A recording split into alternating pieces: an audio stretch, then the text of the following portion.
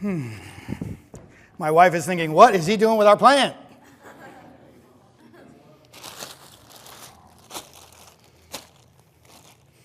All right.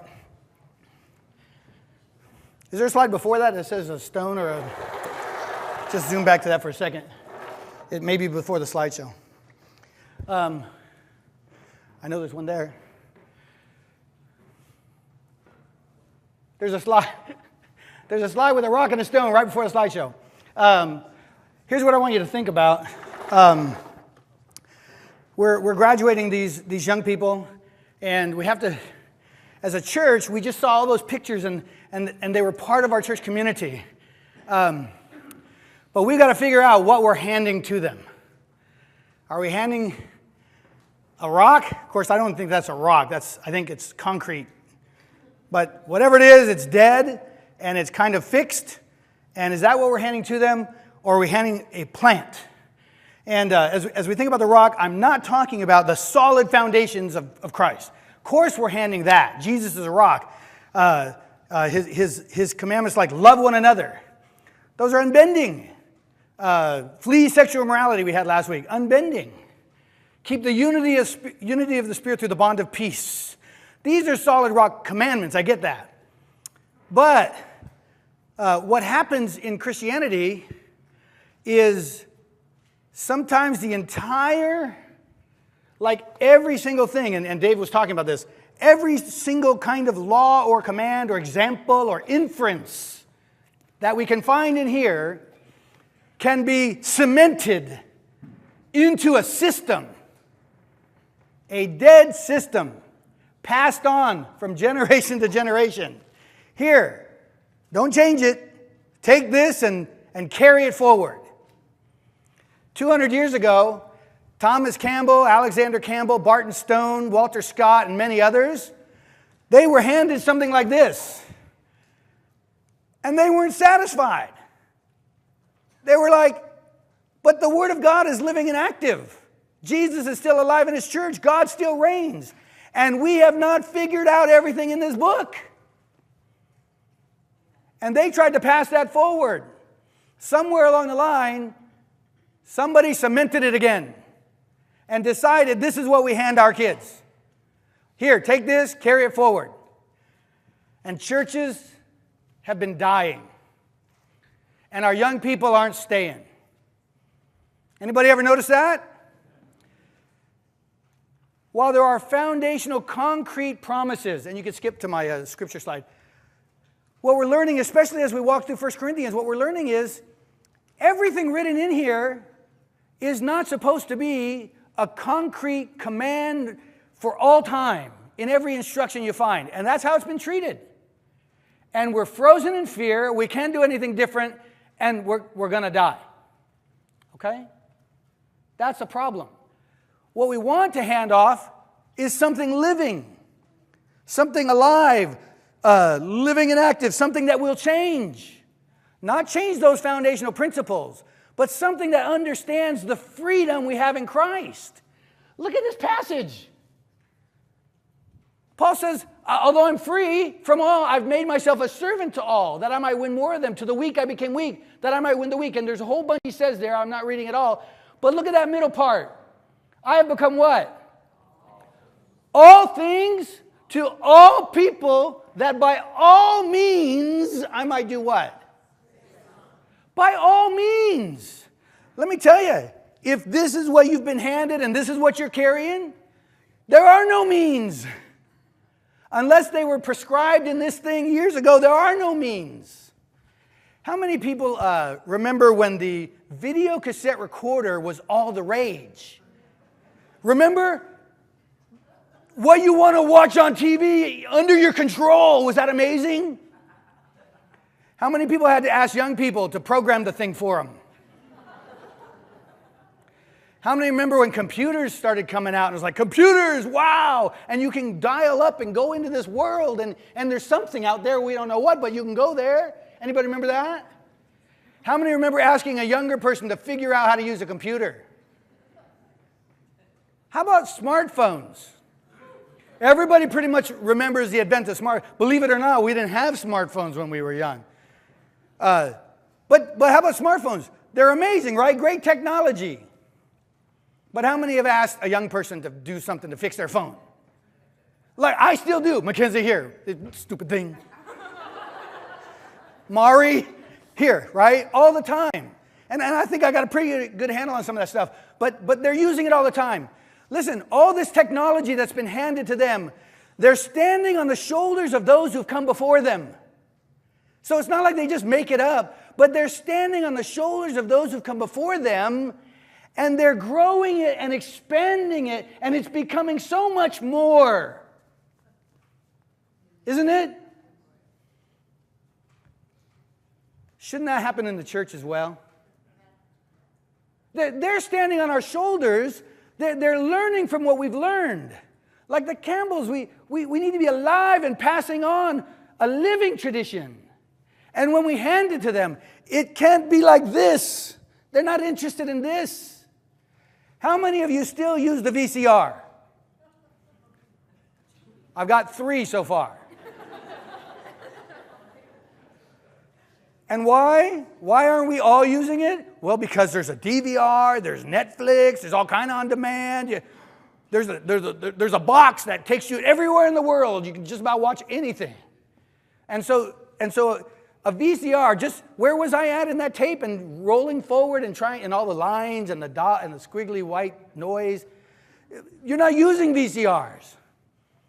Because they've taken technology and moved it forward on our shoulders. And so now we want to pass on a living faith to them. We want them to have the freedom to grow and learn more about what's in this Bible. Have you got this all figured out? You know what's in here and you've got it all figured out? Then we have got to be free.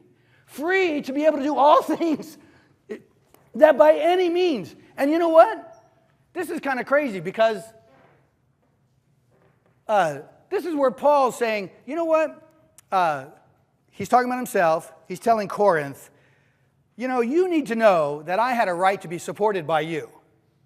And there were other churches supporting Paul, but because Corinth was a mess, and Paul determined that to receive support from them might jeopardize the gospel, he decided that he would not make use of this, but I want you to look at what it says.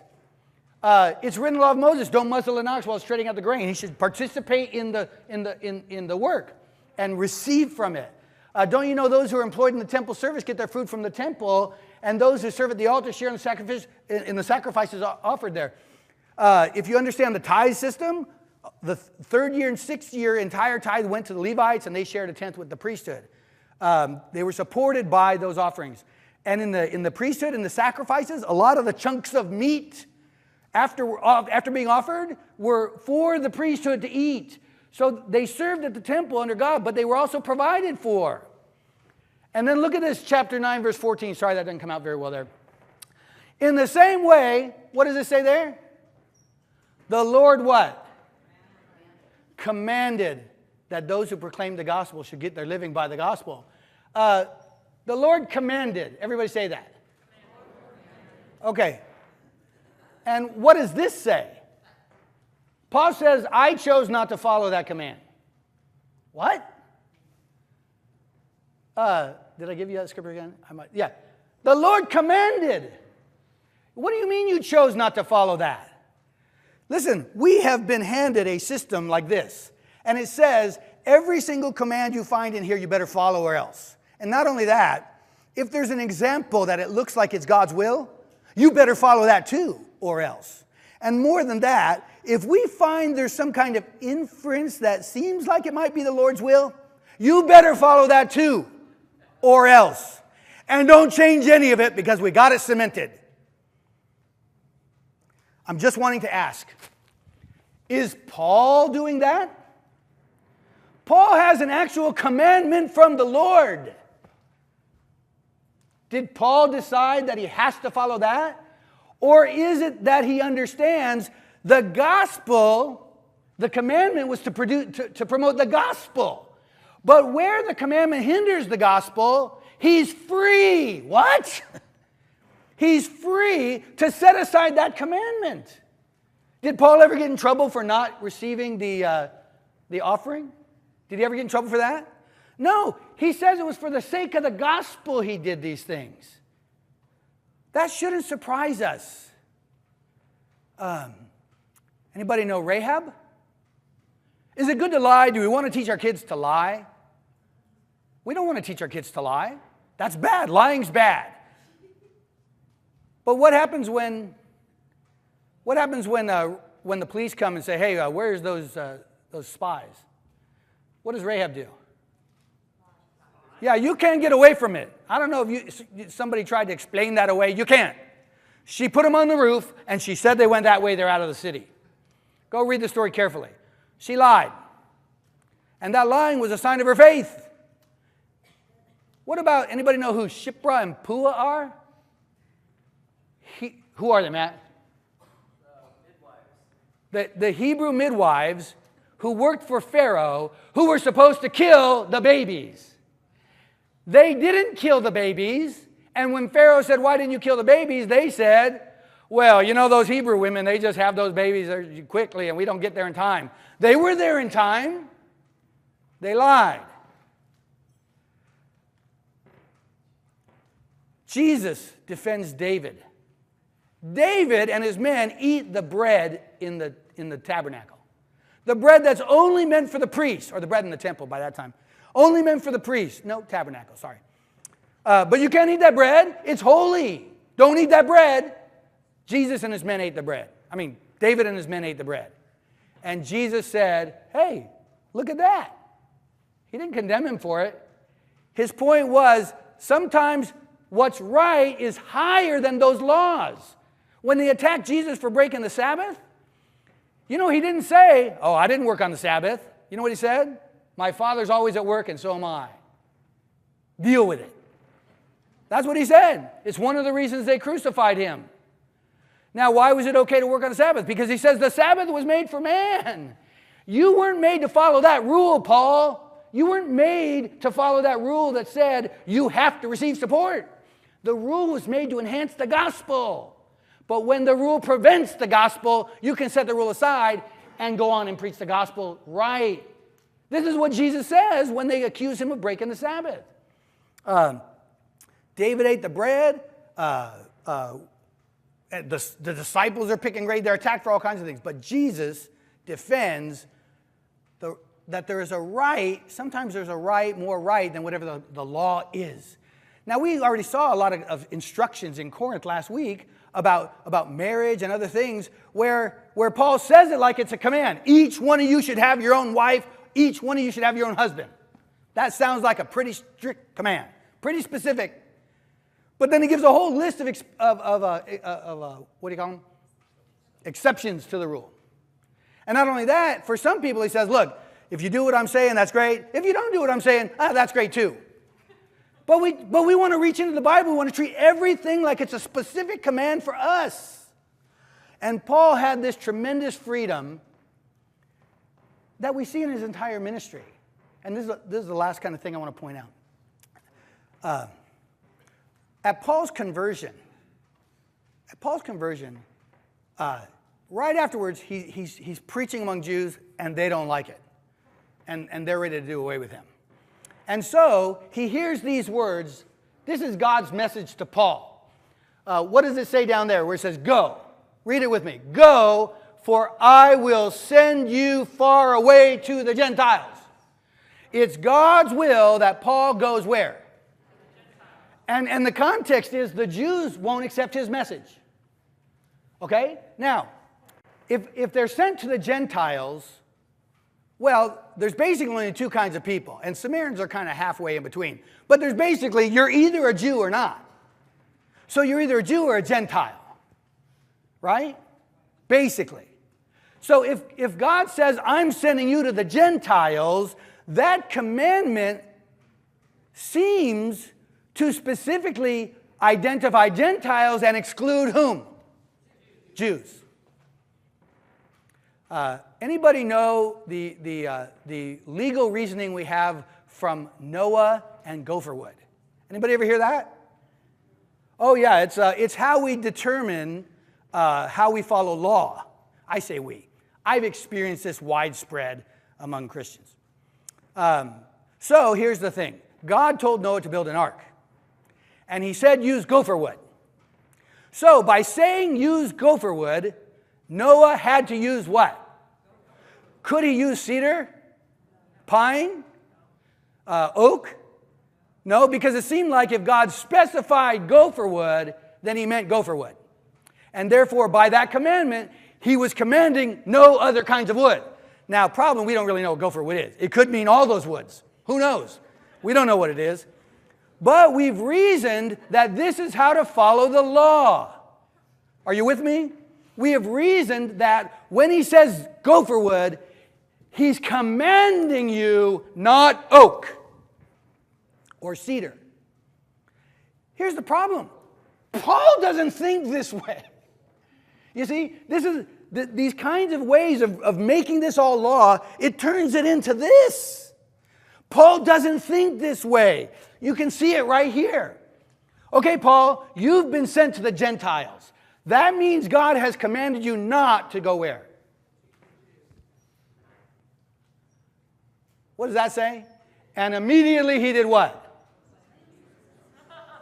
Who's in the synagogues? Yeah, there's some Gentiles, but mostly Jews. Right? Did Paul hear him saying, when I say Gentiles, I mean gopher wood?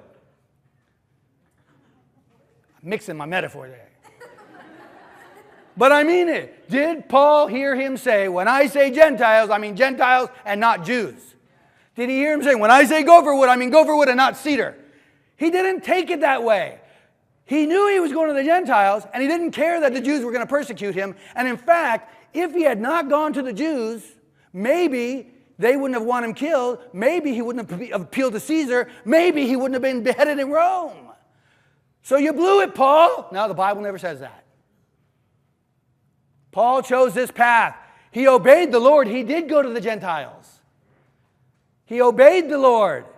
But he didn't obey somebody else's idea of commandments that says, if he says go to the Gentiles, he means you can't go to the Jews. Not only that, but it's all the way through Acts. This is just 3 of probably, 20. I found them everywhere. 3 more texts. Where did he go every time? Every time he went to the synagogue, and he entered the synagogue. And when they got to Salamis, he went to the synagogues. Over and over and over, when Paul gets into a city, he goes to the synagogue. He did not hear God's command to say, go to the Gentiles as don't go to the Jews. But that's what we've done. And so we get back to this right here. This is the question. We're handing off a faith to the young people. Just like we're learning. Look, we're teaching them. We've taught them. We've raised them in faith. And we gave them this theology just like we gave them technology. And here's the question. When all is said and done, will we be a place that's living and growing where they can then turn around and teach us? Will we? Or will we be a place like this rock? Will we be a place like this, where anytime it looks like they're trying to grow anything on that we get mad at them and say, no, that's not the way we've done it. We've been doing this for years and you've messed it up. I think the church is at a crossroads. And I think we need to figure it out. We need to get back in here and realize we don't have it all figured out. We don't read the text the way Paul understood following Jesus. But that's okay. We are where we're at. But the question is, where's our hearts? Are we open to a living, breathing faith, a lordship of Jesus who still reigns in his church? Are we open to the fundamental principles of bringing his gospel? Are we free to do all things by all means to try to save some? Or are we just going to keep trying to pass on this rock that nobody wants? They keep letting go. How many of our young people have let go of that rock and just gone somewhere else or gone nowhere else? All right, that's all I have for you. If you need to respond to the message this morning, invite you to do that. I'll be up here. We'll have some elders up here.